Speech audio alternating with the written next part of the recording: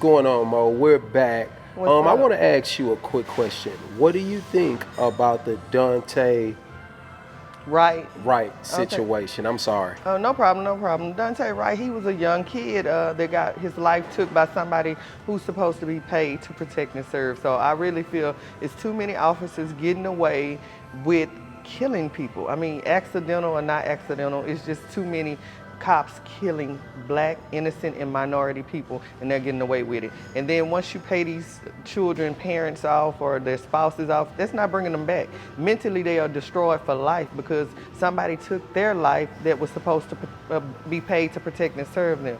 So I feel like in this situation with Daunte Wright, that lady screamed taser to take away that she was really murdering him. So to me, it was premeditated. Like she knew Wow. she was gonna kill him. That's why she screamed taser to cover her own ass, you know. And she know too many police officers getting away with it with a slap on their wrist, paid time, vacation. You might as well say that administrative leave shit is only paid time off. They're enjoying themselves while people are planning funerals. So that Daunte Wright situation, along with any other innocent black child that has died, or Mexican, or any minority kid that has lost their life due to violence of a police officer, is out of line. Period. So let me ask you this question. You have boys. So when they leave the house, do you fear not only that they're going to be harmed by police brutality, just um, people in general, just because we're black? You know, it's very scary.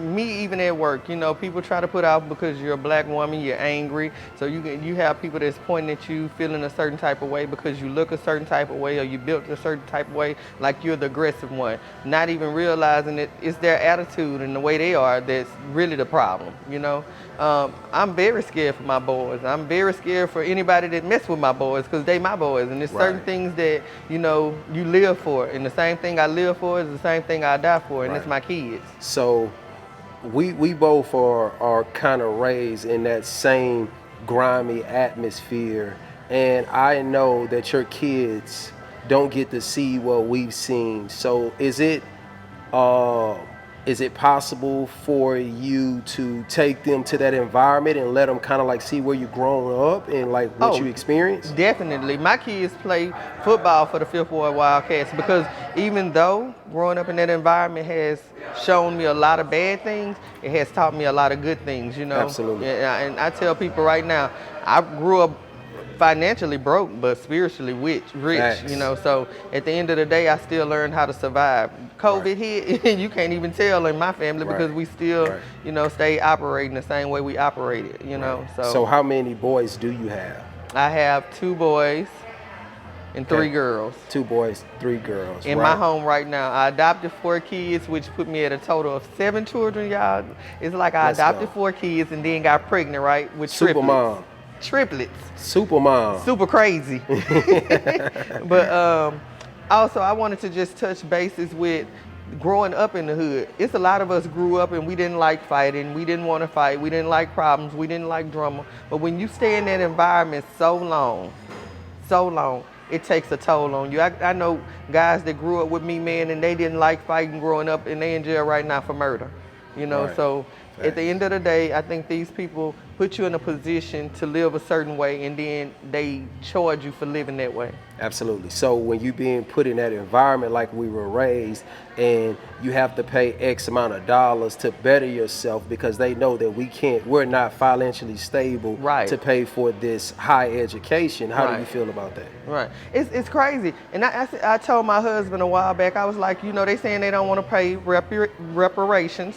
Cool. I think they should give every black person the opportunity to go to college for free. Facts. If you want to make yourself better and do better, go to college for free. We shouldn't have to go to college all these years and rack up a whole bunch of debt, and now we in debt trying to pay off, you know, what we went to school for. Like, that's not fair. Like, you steady putting us in a situation to where you have to hustle to get up out of it. Right. And then when you hustle, you go to jail. Right. So I have a little girl, and I'm so scared for her in these days, not only by police but just other black women in general. So I think it needs to be a conversation had how black women should come together and just build together and not envy each other. You know, I'm really scared about that. You know, I noticed that I have lost a lot of friends because it's like you you're cool with people and you're dealing with people and you don't even realize that they're mysteriously and secretly in Facts. competition with you, and you don't even realize they're in competition with you until one day y'all talking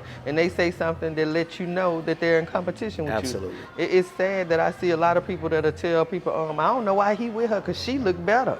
Well, he been with her for 20 years and they have built all this stuff together. So to me, you looking on the outside of their physical appearance when the other girl who may look better on the outside is fucked up in the Facts. inside, you know? Facts. So, I mean, I think in today's world, we need more authentic people that's pushing Yes.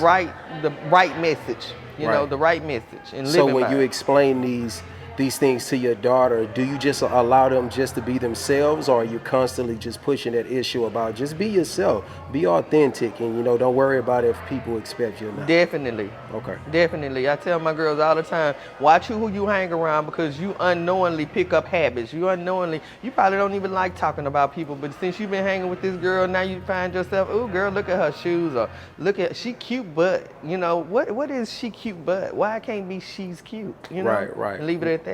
What gave you the passion and the drive to be the person you are and write this amazing book that you wrote?